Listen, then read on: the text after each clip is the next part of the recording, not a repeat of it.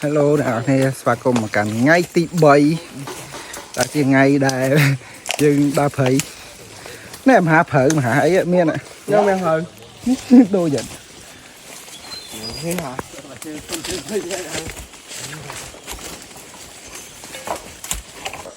bà bằng ôm nhiều nhiều prey mơ hai này ngay tí bay nơiក្នុងព្រៃបាទគឺជាថ្ងៃដែលចុងក្រោយពួកខ្ញុំនៅក្នុងព្រៃហើយក៏ជាថ្ងៃដែលពួកខ្ញុំជួបរឿងរ៉ាវជាច្រើនដែលពុកម៉ែបងប្អូនអរគ្នាបាទចង់ដឹងអីខ្លះបាទកុំភ្លេចតាមដានវីដេអូហ្នឹងពីដើមដល់ចប់អញ្ចឹងពុកម៉ែបងប្អូនអរគ្នាបាទកុំភ្លេចជួយការ like និង share follow page ឲ្យខ្ញុំម្នាក់មួយម្នាក់ពីរផងហើយបាទដោយសារតែខ្ញុំរៀងកាត់ដែរទេវីដេអូនេះបាទមិនសូវជាវែងប្រហែលទេនេះគឺជារូបរាងផ្លែសម្រោងហើយនេះគឺជាដើមបាទ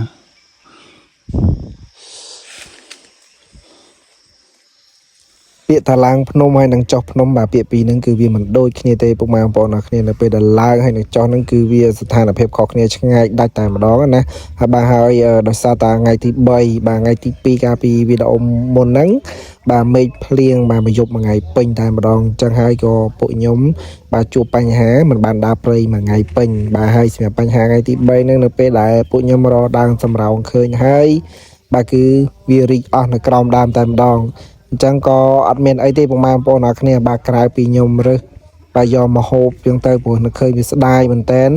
បាទវារីកឡើងពេញក្រោមដើមតែម្ដងពុកម៉ែបងប្អូនអរគ្នាហើយហូបនឹងគឺអត់មានស្ករអត់មានទឹកដោះគោមានអីទេ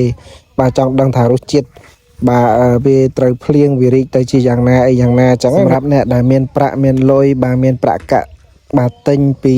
អ្នកដដែលរគឺស្រួលទេពុកម៉ែបងប្អូនអរគ្នាបាទចាំទៅទិញស្រាប់អញ្ចឹងណាបាទហើយសម្រាប់អ្នកដើររវិញគឺមិនងាយស្រួលទេពុកម៉ែបងប្អូនអរគ្នាបាទជួបបញ្ហាច្រើនណាស់បាទតម្រាំតែគាត់ដើររហើយយកទៅលក់បានលុយប្រាក់តិចតួចយកមកចំណាយនៅក្នុងក្រុមគ្រួសារ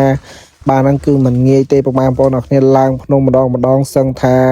បាទយកជីវិតហ្នឹងទៅបោះចោលតែម្ដងបាទគឺយើងត្រូវការឡើងដើមសម្រោងដើមអីទៀត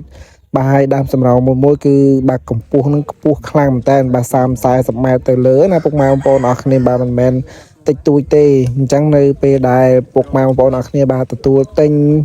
ឬក៏បាទទិញហើយបាទសូមមេត្តាកុំតថ្លៃពួកគាត់អីព្រោះនៅពេលដែលពួកគាត់ទៅរកគឺពិបាកខ្លាំងណាស់បាទមើលតែទស្សនវិជ្ជាហ្នឹងទៅដឹងហើយពួកខ្ញុំត្រូវហូបបាយកដាព្រៃកដាអីហើយនៅពេលស្ពាយឡើងភ្នំឡើងអីណាពុកម៉ែបងប្អូនអរគ្នាគោលឈើធំយើងត្រូវដើរឆ្លងកាត់ឡើងភ្នំបាទគឺចោតខ្លាំងមែនតើតែម្ដងណាពុកម៉ែបងប្អូនអរគ្នាបាទហើយឧបសគ្គដែលកំពុងតែជួបនៅពេលដែលពួកខ្ញុំមកពីរើសសម្រោងវិញបាទប្រហែលជាម៉ោង2ទៅ10ម៉ោង1យើងមើលតាមស្ថានភាពបាទជាក់ស្ដែងហ្នឹងគឺយើងទៅដល់ដើមសម្រោងគឺវាមេឃភ្លៀងបាទវារីកអស់ហើយអញ្ចឹងពួកខ្ញុំមកដល់កន្លែងសម្រាប់វិញក៏រៀបចំមកផ្ទះវិញធ្វើដំណើររយៈពេល4-5ម៉ោងហើយគ្នាឥឡូវនេះទំតែដល់ពាក់កណ្ដាលផ្លូវទេអត់តន់ចូលដល់ភូមិឡើយទេនៅក្នុងព្រៃឡើយពួកបងប្អូនគ្នាអើយ